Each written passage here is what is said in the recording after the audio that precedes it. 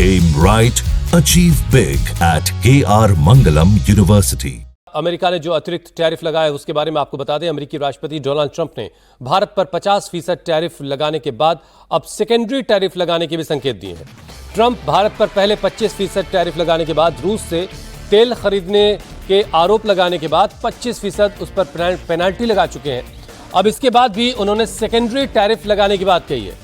White house में एक सवाल के जवाब में उन्होंने कहा कि अभी तो टैरिफ का ऐलान किए हुए सिर्फ 8 घंटे हुए हैं और अभी टैरिफ और भी लग सकता है। रूस से तेल खरीदने के लिए ट्रंप ने भारत के साथ चीन पर भी पेनल्टी लगाने की बात कही है। इस बीच अमेरिकी टैरिफ का भारत ने करारा जवाब दिया। विदेश मंत्रालय ने सोशल मीडिया पर बयान जारी कर कहा कि हम दोहराते हैं कि यह कदम अनुचित, नाजायज और गलत है। भारत अपने राष्ट्रीय हितों की रक्षा के लिए हर जरूरी कदम उठाएगा। सबसे पहले आपको ट्रंप का वो बयान दिखाते हैं जिसमें उन्होंने सेकेंडरी टैरिफ के संकेत दिए हैं।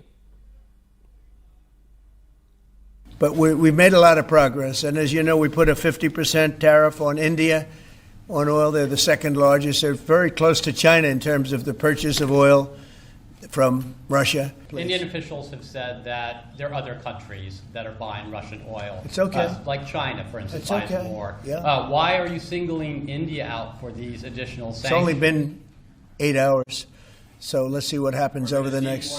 Sanctions. You're going to see a lot more. So this is a taste of. You're going to see a lot more. You're Mr. going to see so much secondary sanctions. On the India penalties, do you have any similar plans to enact more tariffs on China as it relates Could to happen. their purchases? Could happen. Depends on how we do. Could happen. But we've made a lot of progress, and as you know, we put a 50% tariff on India. On oil, they're the second largest. They're very close to China in terms of the purchase of oil from Russia. Please. Indian officials have said that there are other countries that are buying Russian oil. It's okay. Like China, for instance, It's buys okay. more. Yeah. Why are you singling India out for these additional sanctions? It's only been 8 hours. So let's see what happens over the next. Sanctions. You're going to see a lot more. So this is a taste of. You're going to see a lot more. You're Mr. going to see so much secondary sanctions. On the India penalties, do you have any similar plans to enact more tariffs on China as it relates Could to happen. their purchases? Could happen. Depends on how we do. Could happen.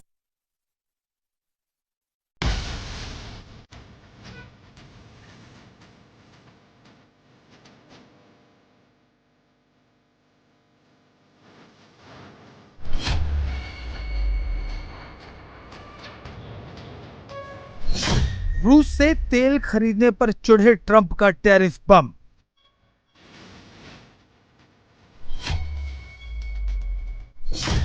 Trump के tariff बम का भारत देगा करारा जवाब।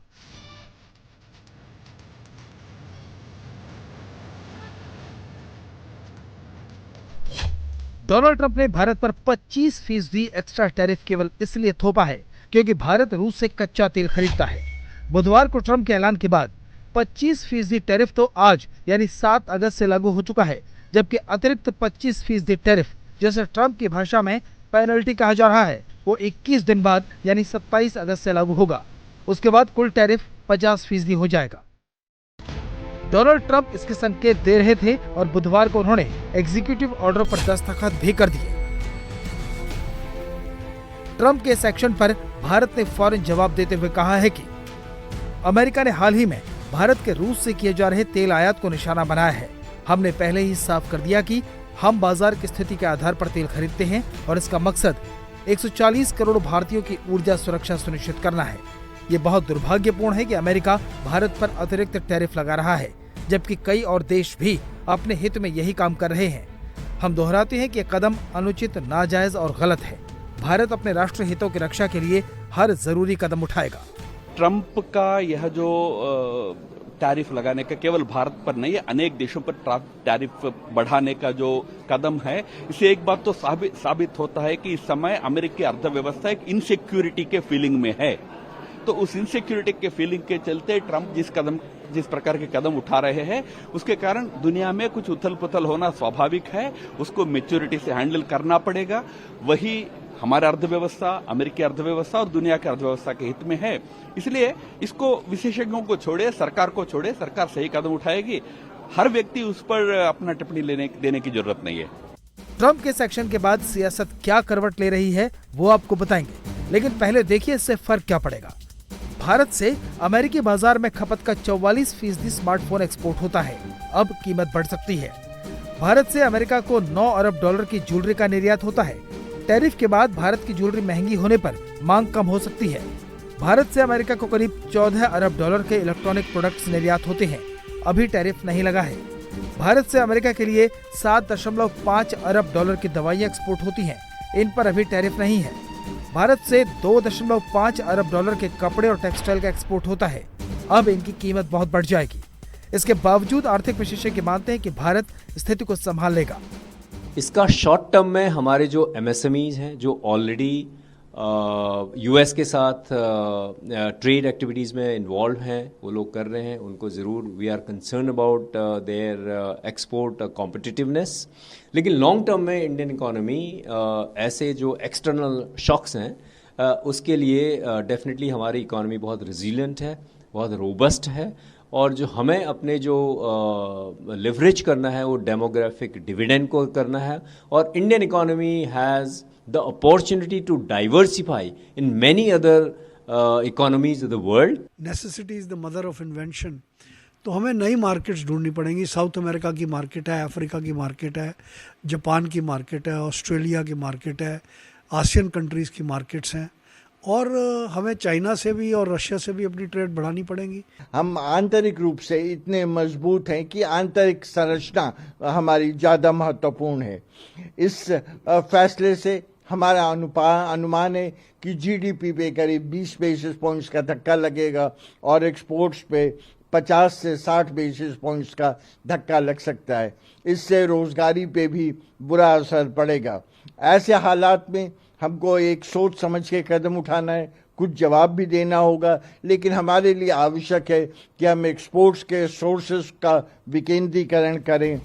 Trump के ऐलान और विदेश मंत्रालय के जवाब के साथ ही लोकसभा में विपक्ष के नेता राहुल गांधी ने सोशल मीडिया पर अपनी प्रतिक्रिया में पीएम मोदी को घेरा। राहुल ने लिखा, ट्रम्प का 50% टैरिफ आर्थिक ब्लैकमेल है। भारत को एक अनुचित व्यापार समझौते के लिए धमकाने का एक प्रयास है। प्रधानमंत्री मोदी को अपनी कमजोरी को भारतीय जनता के हितों पर हावी नहीं होने देना चाहिए। Uranium, palladium, there are various things they're importing from Russia. But, there is unfortunately a certain double standard involved. They have given the Chinese a 90-day break, but the Chinese are importing far more Russian oil than we are.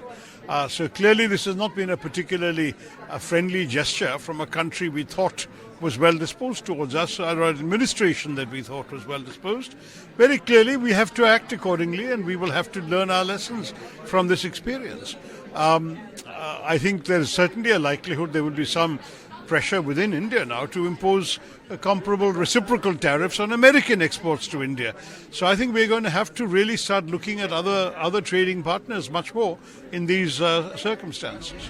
Rahul Gandhi भले ही PM Modi को घेर रहे हों, लेकिन बाकी विपक्षी दल Trump के इस एक्शन पर पीएम मोदी से सवाल जरूर पूछ रहे हैं, लेकिन एकजुटता का संदेश भी दे रहे हैं। ट्रम्प साहब खुद रशिया से यूरेनियम इंपोर्ट करते हैं, कई और क्रिटिकल कंपोनेंट्स इंपोर्ट करते हैं, मिनरल्स इंपोर्ट करते हैं।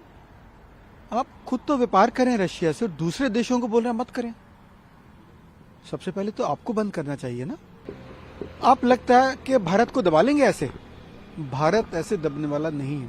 ये जो दोगली नीति है, अपने लिए कुछ और, भारत के लिए कुछ और, ये नहीं चलने वाली। भारत समर्थ है, और जब भी देश पे ऐसा कभी हुआ है पूरे देश ने मिलकर काम किया और आज भी करेंगे।